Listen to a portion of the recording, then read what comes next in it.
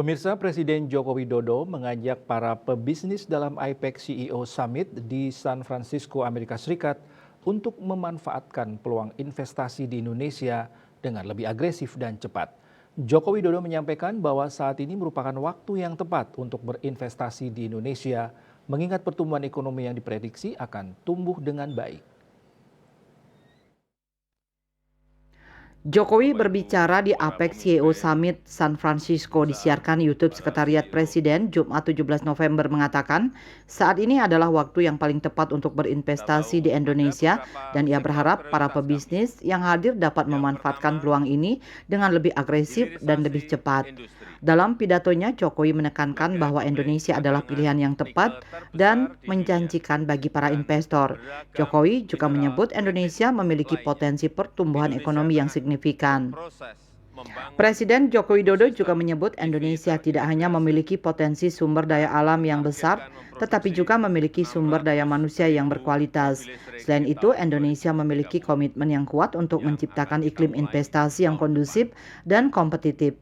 Jokowi menyebutkan beberapa sektor prioritas yang dapat menjadi peluang investasi termasuk hilirisasi industri. Indonesia sebagai negara dengan cadangan nikel terbesar sedang fokus membangun ekosistem kendaraan listrik terintegrasi dengan target memproduksi 600.000 mobil listrik pada 2030. Sektor lain yang menjadi prioritas adalah transisi energi dengan Indonesia memiliki potensi energi baru terbarukan sebesar 3.600 gigawatt. 3.600 gigawatt energi baru terbarukan.